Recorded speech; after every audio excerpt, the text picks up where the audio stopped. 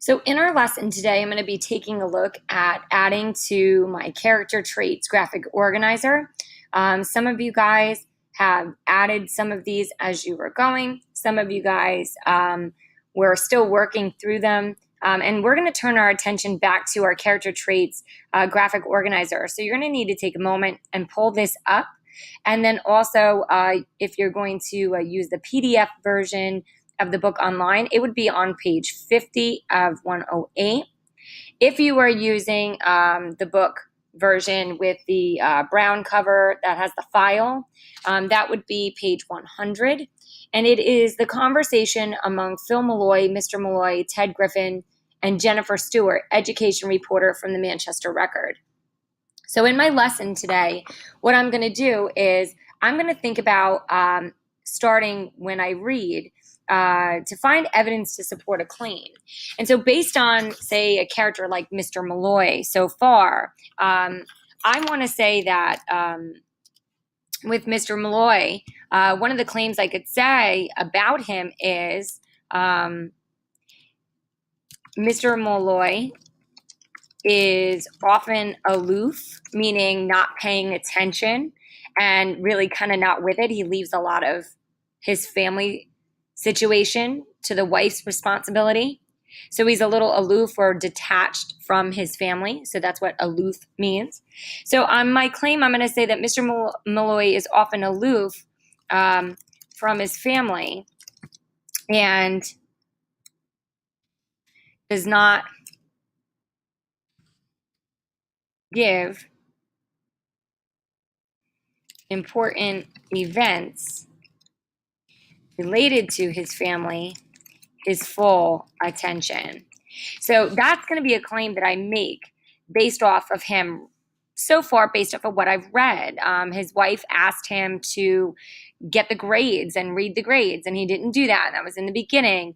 And as we're starting to see, as the story plays out, I want to try to find evidence to support my claim. So I'm going to pick up, for the purpose of my mini lesson today, on page 50 of the PDF version or in the book, page 100. But either way, it is going to start with a conversation between Philip Malloy, Mr. Malloy, Ted Griffin, and Jennifer Stewart, education reporter from the Manchester Record.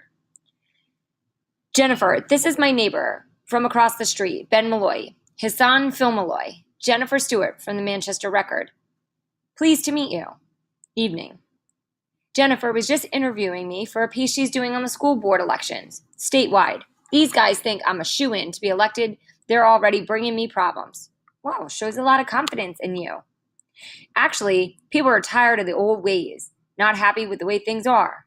Now, for example, these guys, Phil here, tells me something that's outrageous, something I would never condone. What's that? Phil, tell her what you told Ted. This something. Is it Philip? Yes, Philip. Malloy. This is something that happened to you? He lives right across the street. Neighbors. Old and good friends. Phil, tell her what happened, exactly as it was. This was just today. Phil? Well, see, there's this teacher. Go on. Miss Norwin, English teacher. She doesn't like me. No, tell her what you told me. This is part of it. Tell it your own way, Philip. In the morning at school and homeroom, before morning announcements, they play the Star-Spangled Banner. Who plays? The school, like on the sound system? I just want to get this down. Okay, go on. And I like to sing along. It's the way we've brought him up. The whole neighborhood is like that. Go on, Philip. And this teacher, could you spell her name? Miss Norwin. Marwin. She's always on the boys' back. Bad teacher. The kids don't like her. Norwin or Marwin? Right. Go on, Philip. Well, I like to, sing along.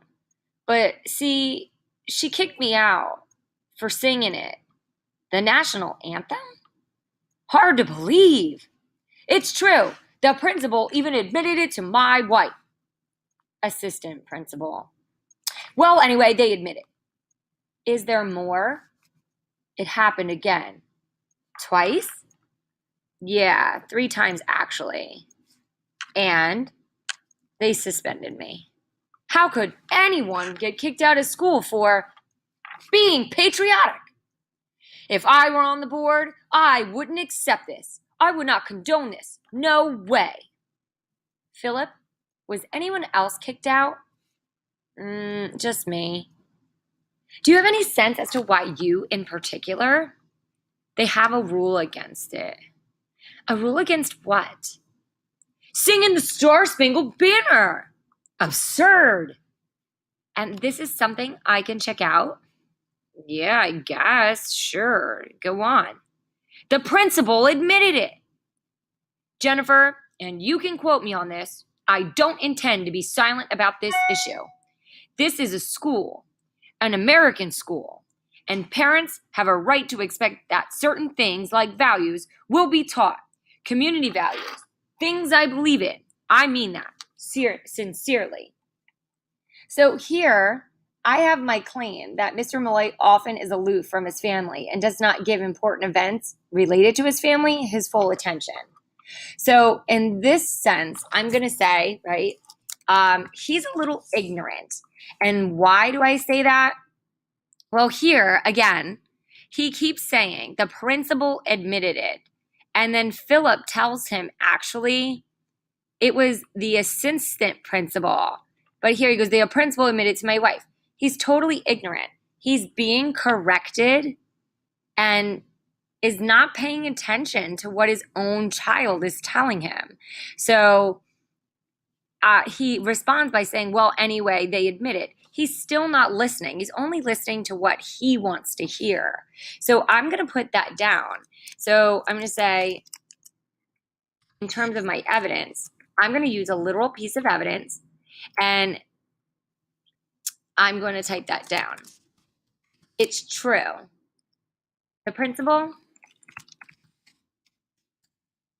even admitted it to my wife, right? And then he follows it up with, well, anyway, they admit it, right? And then Phil says,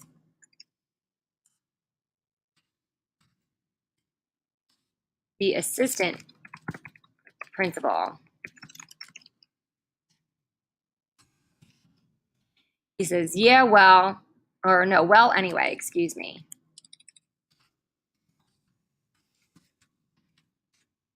And this is in my PDF version, page 51. Now, the page numbers could be different depending on what version you are using, so please keep that in mind.